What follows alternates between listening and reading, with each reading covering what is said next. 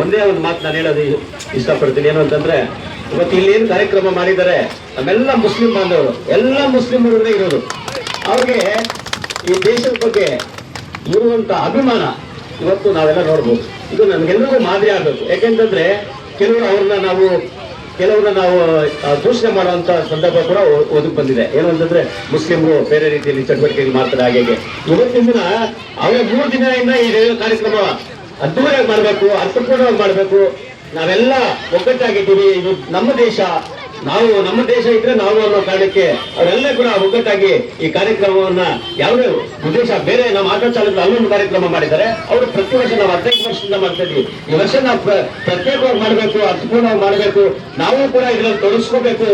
ನಮ್ಮ ದೇಶದ ಏನು ನಮಗೆ ಇದೆ ಸ್ವಾತಂತ್ರ್ಯ ಬಂದಿದೆ, ಅದನ್ನ ನಾವು ತೋರ್ಪಡಿಸ್ಕೋಬೇಕು ಅಂತೇಳಿ ಇವತ್ತೇನು ನಮ್ಮ ಎಲ್ಲ ಮುಸ್ಲಿಂ ಬಾಂಧವರು 100ಕ್ಕೆ 100 ಜನ ಇರುವಂತರೆಲ್ಲ ಮುಸ್ಲಿಂ ಬಾಂಧವರು, ಜೊತೆಗೆ 150 ಜನ ಬೇರೆಯವರಿದ್ರು ಕೂಡ ಎಲ್ಲರೂ ಕೂಡ ಅರ್ಥಪೂರ್ಣವಾಗಿ ಅದ್ದೂರಿಯಾಗಿ 3 ದಿನದಿಂದ ಈ ಕಾರ್ಯಕ್ರಮವನ್ನ ನೇತೃತ್ವ ವಹಿಸಿ ಎಲ್ಲ ಆಟೋಗಳಿಗೂ ಜೆಂಡ ಹಾಕಿ, ಮೇಲೆ ಹಾಕಿ, ಲೈಟಿಂಗ್ ಹಾಕಿ ಇಷ್ಟೆಲ್ಲ ಮಾಡಿದ್ದಾರೆ. ಅಂದ್ರೆ ಅವ್ರ ಮನಸ್ಸಲ್ಲಿ ಇರುತ್ತೆ, ಇಲ್ಲೇ ಇದ್ರೆ ಯಾರು ಮಾಡಕ್ ಸಾಧ್ಯ ಇಲ್ಲ. ಅವರೆಲ್ಲರೂ ಕೂಡ ಇಷ್ಟೊಂದು ಅರ್ಥಪೂರ್ಣವಾಗಿ ಮಾಡಿದ್ದಕ್ಕೆ ಅವರೆಲ್ಲರಿಗೂ ಕೂಡ ಧನ್ಯವಾದಗಳನ್ನ ಹೇಳ್ತಾ, ಅವ್ರನ್ನೂ ಕೂಡ ಈ ನಮ್ಮ ಏನು ಮುಖ್ಯವಾಹಿನಿ, ನಮ್ಮ ಭಾರತದ ಸ್ವತಂತ್ರದ ಒಂದು ಸಂವಿಧಾನದ ಮುಖ್ಯವಾಹಿನಿಯಲ್ಲಿ ನಾವು ತೊಡಗಿಸ್ಕೊಂಡಿದ್ದೀವಿ. ಅವರು ಕೂಡ ನಾವು ಒಗ್ಗಟ್ಟಾಗಿ ಈ ನಾವು ಮುಖ್ಯವಾಹಿನಿಯಲ್ಲಿ ಕರ್ಕೊಂಡು ಹೋಗುವಂತ ಕೆಲಸ ಆಗ್ಬೇಕು ಅಂತ ಹೇಳ್ತಾ, ಅವರೆಲ್ಲರೂ ಇವತ್ತು ಕಾರ್ಯಕ್ರಮ ಈ ರೀತಿಯಾಗಿ ಅರ್ಥಪೂರ್ಣ ನಡೆಸತಕ್ಕಂಥ ಎಲ್ಲ ಆಟೋ ಚಾಲಕರ ನಮ್ಮ ಸ್ನೇಹಿತರೆಲ್ಲರೂ ಕೂಡ ಧನ್ಯವಾದಗಳು ಹೇಳ್ತಾ, ನನ್ನ 1-2 ಮಾತುಗಳನ್ನ ಮುಗಿಸಿ ಒಂದೇ ಮಾತು, ನಮ್ ದಯವಿಟ್ಟು SI ಸಾಹೇಬ್ 2 ವರ್ಷ ಅವ್ರು ಕೊಡಿಸ್ತಾ ಇದ್ರು. ಪ್ರತಿ ವರ್ಷ ಇಲ್ಲಿಂದ ಹೋದ್ಮೇಲೆ ಕೂಡ ಕೊಡಿಸ್ತಾ ಇದ್ರು. ಈ ವರ್ಷ ಅವ್ರನ್ನ ನಾವು ಕೇಳಿಲ್ಲ. ಯಾಕೆ ಅಂತಂದ್ರೆ ಬಂದಿದ್ದು 2-3 ತಿಂಗಳಾಗಿದೆ. ಅದು ಸ್ವಲ್ಪ ಸುಧಾರಿಸ್ಕೊಳ್ಳಿ.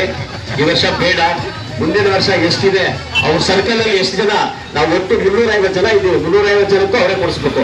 350 ಜನಕ್ಕೂ ಅವ್ರ ಕೈಯಿಂದಲೇ ನಾವು ಕೊಡಿಸುವಂತ ಪ್ರಯತ್ನ ಮಾಡೋಣ.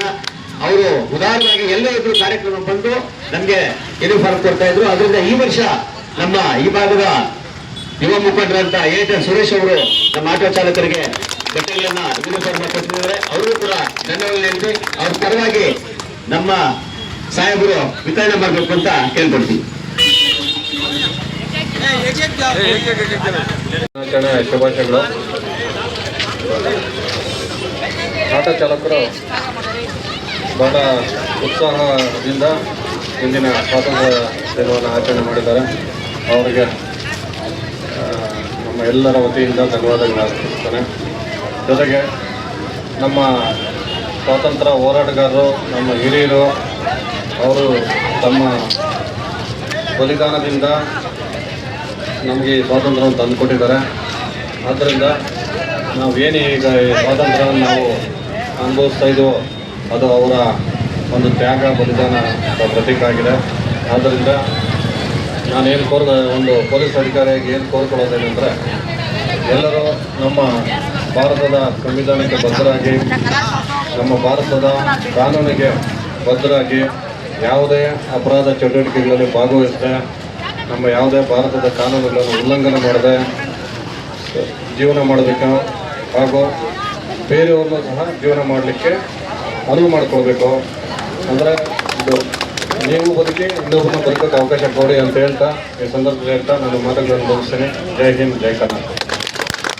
ಎಲ್ಲರಿಗೂ 80ನೇ ಸ್ವಾತಂತ್ರ್ಯ ದಿನಾಚರಣೆಯ ಶುಭಾಶಯಗಳನ್ನು ತಿಳಿಸ್ತಾ, ಎಲ್ಲರೂ ಈ ಒಂದು ಸಂಭ್ರಮವನ್ನು ಎಸ್ಪೆಷಲಿ ವಿಶೇಷವಾಗಿ ಆಟೋ ಚಾಲಕರು ಎಲ್ಲರೂ ಭಾಳ ಉತ್ಸಾಹದಿಂದ, ವಿಜೃಂಭಣೆಯಿಂದ, ಭಾಳ ಶಿಸ್ತಿನಿಂದ ಎಲ್ಲರೂ ಈ ದೇಶ ಭಕ್ತಿಯನ್ನು ತೋರ್ಪಡಿಸಿರೋದು ಬಹಳ ಖುಷಿ ಆಗ್ತಾಯಿದೆ. ಅಲ್ಲೂ ಅಷ್ಟೇ ಭಾಳ ಶಿಸ್ತುಬದ್ಧವಾಗಿ ಮಾಡಿದರು. ಈಗ ಈ ಬೇತ್ಮಂಗಲ ಇರುವಂತಹ 2 ಆಟೋ ಚಾಲಕರು ಮುಂದಿನ ವರ್ಷಗಳಲ್ಲಿ ಇಬ್ಬರು ಸೇರಿ ಒಂದೇ ಕಡೆ ಇನ್ನೂ ವಿಜೃಂಭಣೆಯಿಂದ ಮಾಡಿದ್ರೆ ನಾವು ಸಹ ಅದಕ್ಕೆ ಸಹಕರಿಸ್ತೀವಿ. ಎಲ್ಲ ಒಂದೇ ಅಂತ ನಾವೆಲ್ಲರೂ ಒಂದು ಎನ್ನುವ ಒಂದು ಏಕತೆಯ ಒಂದು ಸಂದೇಶವನ್ನು ಸಾಧಂತಾಗುತ್ತೆ. ಸೊ ಎಲ್ಲರೂ ಸೇರಿ ಒಗ್ಗಟ್ಟಾಗಿ ಮಾಡೋಣ.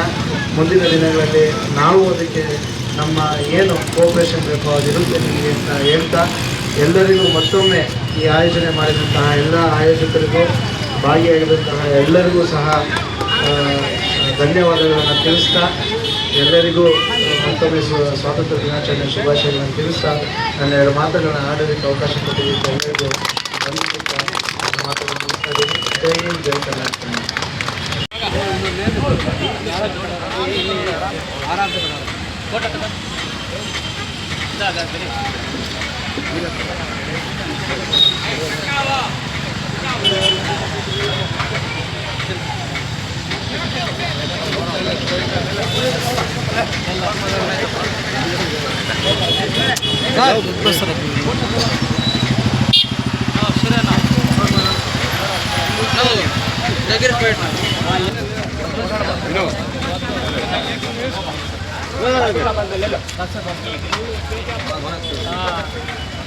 చెప్పండి.